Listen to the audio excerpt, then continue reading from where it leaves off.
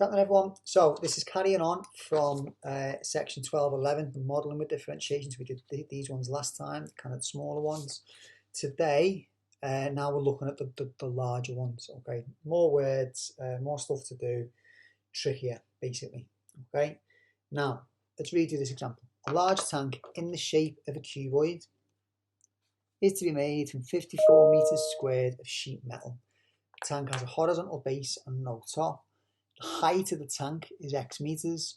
Two opposite vertical faces are squares.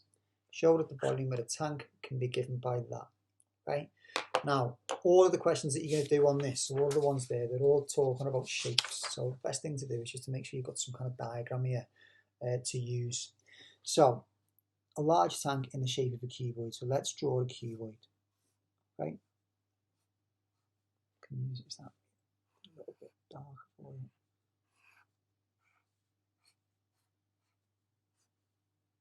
Okay, and what we're told about this is that it doesn't have a top. So what I'm going to do is I'm just going to put that line in there so that you can see there's no top on that box, on that cuboid.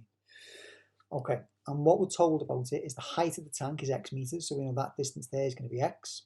And the two opposite vertical faces are squares, so this is going to be a square, which means that is x there as well. Okay, show that the volume V of the tank is given by that. Now, what we'd need to do for the volume of the tank is we'd need to do that times this distance here that we don't know. So whenever we don't know a distance, call it y. Or if you're given things in terms of y, call it x, okay? To make things easier. So we're going to call that one y. Now, we're given some information in the question about the fact that this is going to be made of 54 meters squared of sheet metal. And what that means is that the surface area of this box with no top on is going to add up to 54 meters squared. Now you might be saying, well, they're asking about volume here, aren't they? And yet they are. But at the minute, our volume is going to be x times y, which is x squared y. Now that isn't the same as that, is it?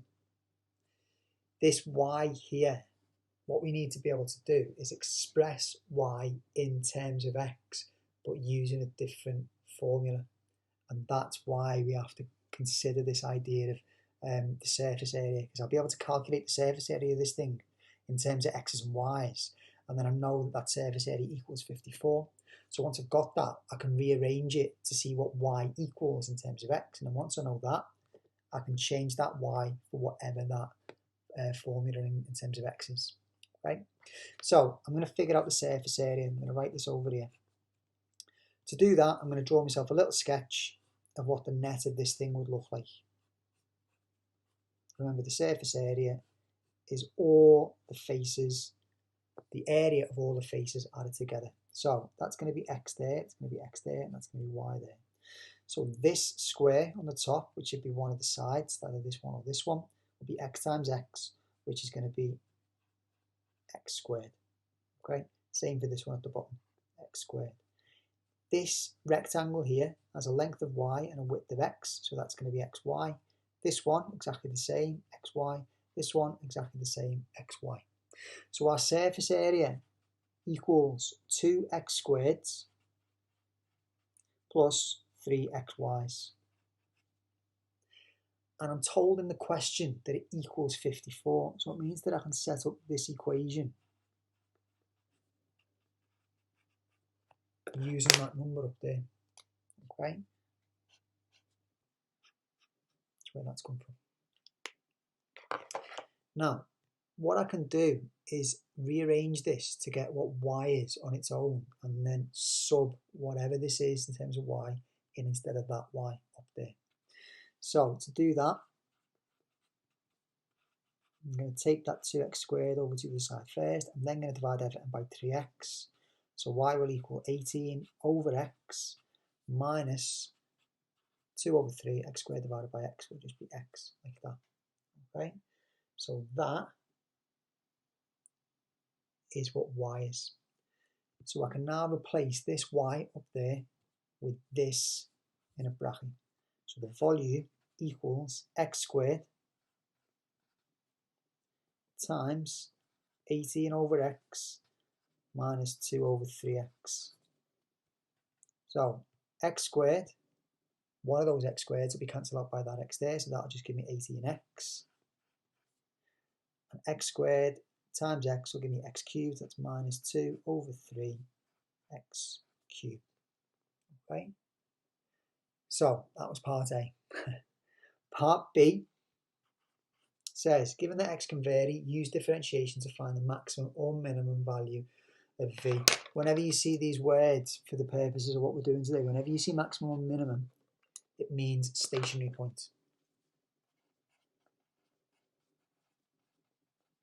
So it means that dy by dx, or whatever it is that you've got, equals 0. Okay. Now we've got a formula there in terms of v, haven't we?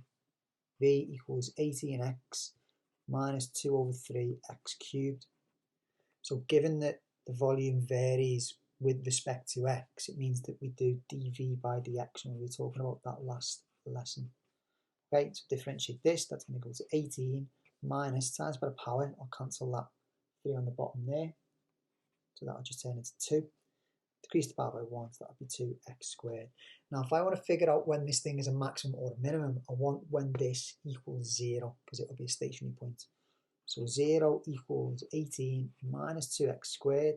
Rearrange that, I'm going to get 2x squared equals 18. So x squared will be 9. So x will be plus or minus 3. However, given the fact that I'm using a shape, that side of that shape and the height of that shape cannot be minus 3. So x equals 3. Okay. So what that means is that the volume is a maximum or minimum when x is 3. So we'll now sub this 3 back into the formula for volume.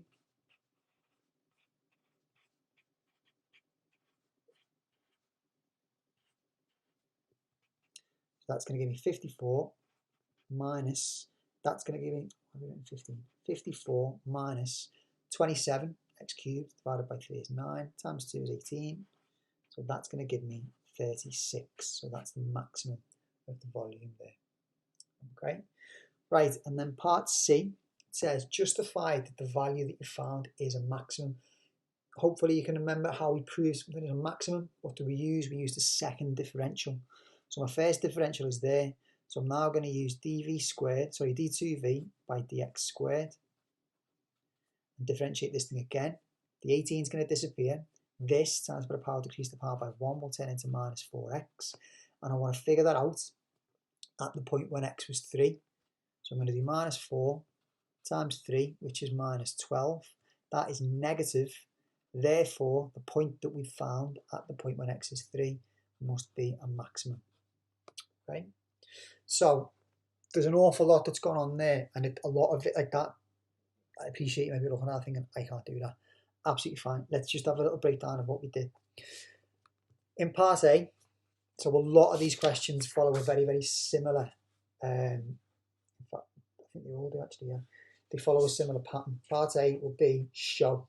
Show it the area. Part A, show it the volume. Part A, show it the perimeter. Part A, given, show. Given it the total length of wire, show it the area. So the way that you do that is, it will always say show that, and it's normally one of them will be volume and one of them will be area or something like that. So if you're asked to show the volume, you use the area that you know, something about the area, to set up an equation to figure out the missing variable that you don't know, in this case what y is. Once you've got that, figure out what y is in terms of x, and then sub it back in to the other formula that you're being asked about. Okay. When it then goes on to part B, saying find the maximum or minimum, differentiate it, set it equal to 0, like I've done there, and then sub that back into the original formula to figure out what it is. Okay. Just for a little bit of extra practice, because this is hard, this stuff, I think. Okay. What I want you to do, I want you to have a go at question 6 just on your own now. Okay. We'll talk through it together, but then I want you to have a quick go at it on your own. So, question 6 says, a rectangular garden is fenced on 3 sides with, the house forms the 4th side of the rectangle. So what I would do there is I would draw that out straight away. Okay, so there's your house. There's the rest of the garden. Okay, so what it means is, in terms of the fence, these are the bits that we're after here.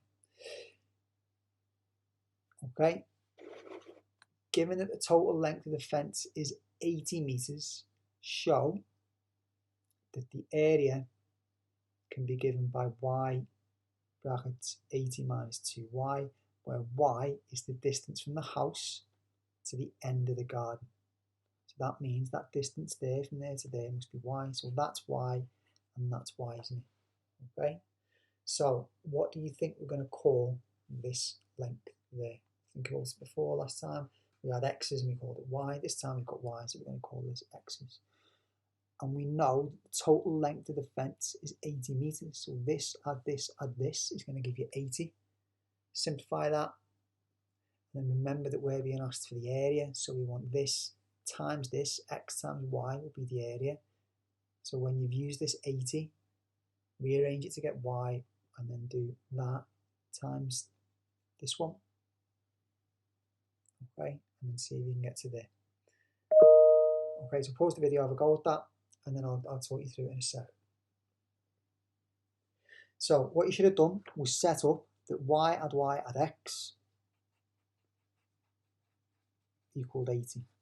That's 2y add x equals 80, which means that x equals 80 minus 2y, which means that the area of that rectangle will be length times width, which is going to be y times 80 minus 2y. Okay, so there we go, we've done part A, we've proven that that's it. Part B is where you use your differentiation. Given that the area is a maximum for this length of fence, find the dimensions of the enclosed area and the area which is enclosed. So what that means is we want it to be a maximum. That's where when we differentiate this, it will equal 0. So we're going to figure out dA by dy and then set it equal to 0. To be able to do that, we're going to have to expand this out. So we're going to get A equals y times 80, which is 80y, minus y times 2y, which is 2y squared. So we're going to figure out dA by dy and set it equal to 0. So remember, times by the power decrease the power by 1, which means that y will disappear there. Times by the power decrease the power by 1, we'll get minus 4y there. Then because we're after a maximum, we want a stationary point, so we want to set this equal to 0. So 0 will equal 80 minus 4y, okay? Which means that we'll get 4y equals 80, so y is 20. So what that means is that I can change, y is going to be 20 there, and then this one is going to be 80 minus 2 lots of 20, which is 40, so that will be 40, okay?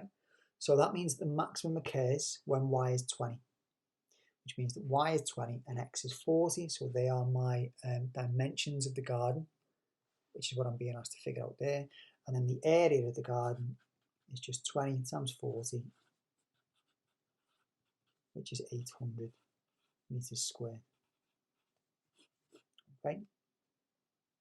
So what I'd like you to do is, can you have a go, please, at 7, 8, 9, and 10? Okay.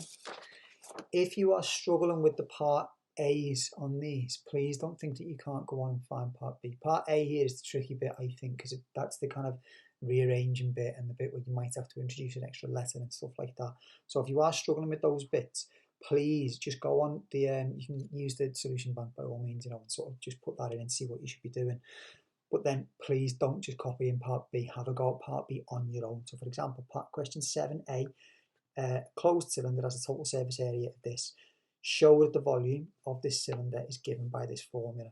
Okay, what you would do there is set that equal to the formula for the surface area of a cylinder. Remember, the cylinder is 2 circles plus a rectangle. Maybe look that up. Set that equal to this thing, and then ask yourself, well, what is not involved there? Notice the height isn't involved there. So rearrange this to get h on its own. Sub that into the formula for the volume of a cylinder, and you should end up with this one. But if you can't do that, you can still go on and find the maximum volume of the cylinder, because you can still get dV by dr, set that equal to 0, and then see what radius gives you the maximum volume. Okay, so even if you can't do part A, because that is quite a bit of tricky sort of manipulation of algebra and that kind of stuff, please make sure you have a go at the part B's. Okay, good luck, and any issues, let me know.